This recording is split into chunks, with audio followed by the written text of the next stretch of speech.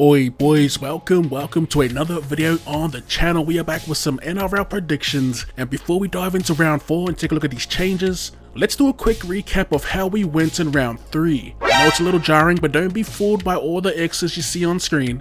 Our main priority is to tip the correct winner, and we got 6 from 8 last round. Margins we struggled with, as well as our pie getters, all bar 3. I'm actually pretty stoked that we did nail our beef for our steak, bacon and cheese pie. Tom Hazelton saluting first try, by the way, and he was paying about the same price as a steak, bacon and cheese pie foreign anytime if you do dabble in the dark arts that is sports wagering. That was a pretty decent salute for the boys, as well as Aval Holmes and Tom Trbojevic. But yeah, how about that bloody Cowboys and Dragons game? Scoring 18 in the first half, I was like, oh no. I was getting ready to jump back on that bandwagon and was getting ready to take back all what I said last week, but then they had me doing the old Grandpa Simpson and then out of Moe's meme as they went into the break trailing, and I thought to myself, now that's the Dragons I know. But yeah, that's how we went. We're currently 16 from 24. We'll take that. Now let's go and take a look at how these teams line up this week, because there's plenty of huge outs that we already know of. Let's go and make some picks.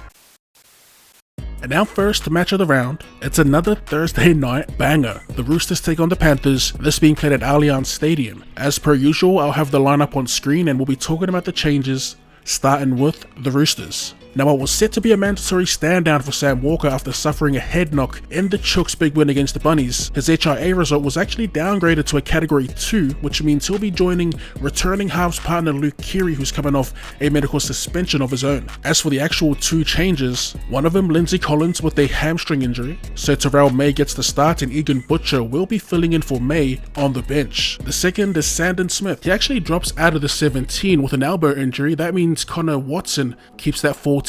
For the Panthers, they'll be without Nathan Cleary, of course, that's the biggest loss of the round, and also Scott Sorensen. So former Raider Brad Snyder gets a run in the 7 for the Panthers in his return to the league, and Luke Garner starts for Sorensen. Taking Garner's spot on the bench will be rookie Maverick Geyer, set to make his debut. As for my pick in this, I won't be surprised if Penrith grind out a close one with their brutal defense, as we've seen from them in the past without some of their dominant players. But I'm going to take the Roosters at home. I just like the way they've been playing. They've been just as physical through the middle in my opinion, and their defense has been back to what we've known them for. I think what will separate the 2 teams will be the halves. So yeah, I've got the Chooks 1 to 12 and our meat pie, like we did the last couple of weeks with Big Tom Hazelton. I'm going to spin the block with Nat Butcher. Kicking off our Good Friday doubleheader, we have the Rabbitohs taking on the Bulldogs, this being played at a core stadium. We have a few changes, starting with the Bunnies here. Damien Cook back to starting, while Havili drops to 18th man. Wow, way to give it a fair shake, JD. I mean, I saw the vision with Havili starting. In my opinion, I just think he's more effective coming off the bench, but what do I know? They got Cook back in the 9, Chi Cam gets the 14, also Shaq Mitt joins the bench with Sean Kepi dropping out. For the Bulldogs, they've got the same side, they got that massive win last week, although keep an eye out for Josh Adokai as he is named in number 23. My pick for this?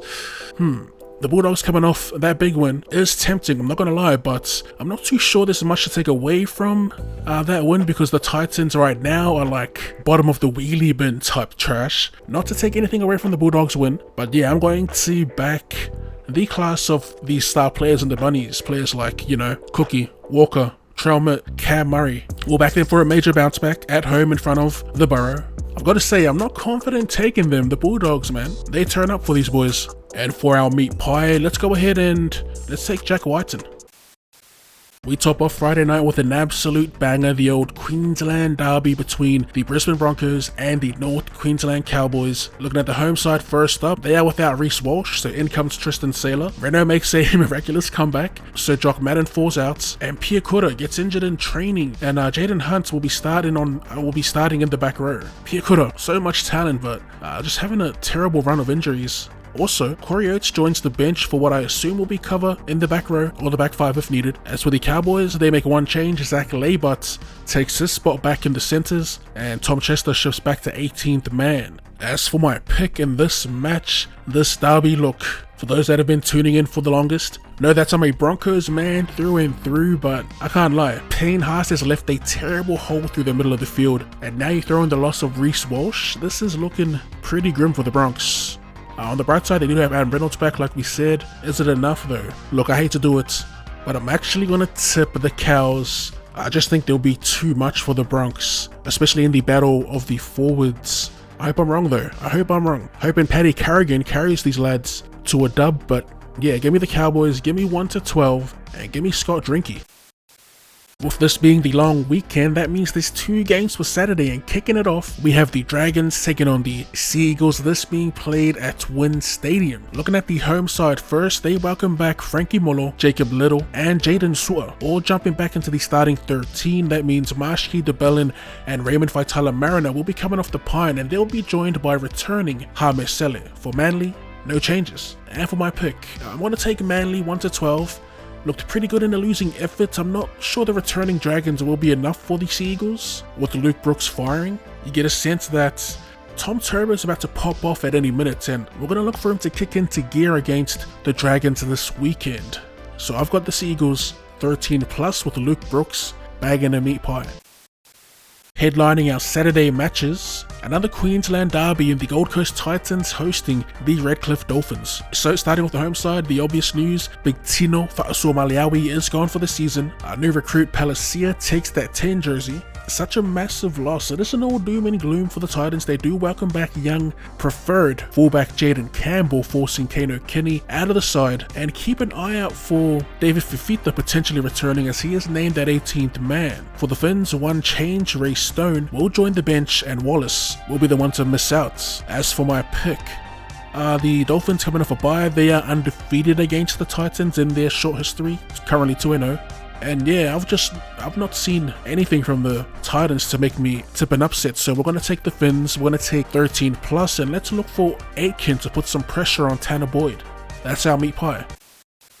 Moving on to our Sunday doubleheader, we have the Warriors taking on the Knights, this being played in New Zealand Go Media Stadium, and we have some changes to talk about, starting with the home side. A massive change, as Roger Tuivasa-Sheck will be starting at fullback for the medically suspended Tain Tuaupiki. That means Pompey gets a crack in the centres, and also they got Wade Egan starting in the 9, and they welcome back Murata Niokore for his first game of 2024. On the side of the Knights, Leo Thompson cops a one-match ban that opens the door for Nui Vet Dan Saifiti to start, and Brody Jones joins the bench. As for my pick in this match, Warriors at home, I'm also loving the way they've been playing this season. Both teams 1 from 3. I'll take the Warriors 1-12, the Knights to put up a fight, and we're going to jump on Dallin to cross the white line.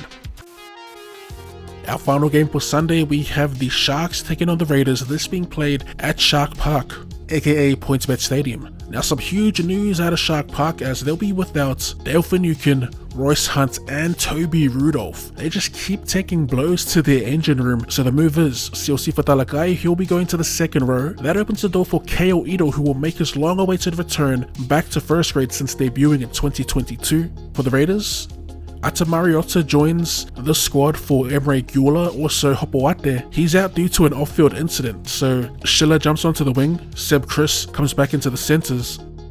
I'm actually going to back a Raiders ambush here at Shark Park.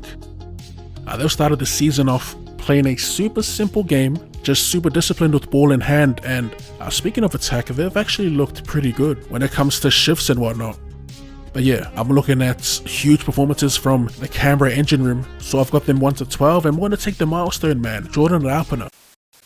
Wrapping up round 4, we have an Easter Monday clash between the Parramatta Eels and the West Tigers, this being played at CommBank Stadium. Looking at the lineup for Parramatta, it's another high profile loss in Mitchell Moses. His replacement will be his halves partner Dillbags. He'll be moving from 5/8 to donning the 7. As for the 6, rookie centre Blaze Talangi, who looked pretty decent last week, he gets the nod for the 6. They also welcome back Micah Sivo. On the side of the Tigers, only one change. 12 will be sitting out due to a Category 1 HIA. And for my pick, I think it might be a coin flip, to be honest. Para with 2 running halves is interesting. Might make for an Aiden Caesar takeover with his general play kicking. But like all matches, I do think the battle will be won through the middle, and on paper, I'd give the slight advantage to the Eels, packed with hard-nosed veterans. I think I'm going to take them to grind out a close one, 1-12 points, and we'll go with Gutho to get their meat pie. Alright, and that is us for round 4. As always, if you do have any tips and predictions of your own, let us know in the comment section down below, as well as try scorers. As always, if you did enjoy that, be sure to find that like button for more rugby league related content or more content in general. Go ahead and drop your boy a cheeky sub. Thanks for tuning in, and I'll see you later.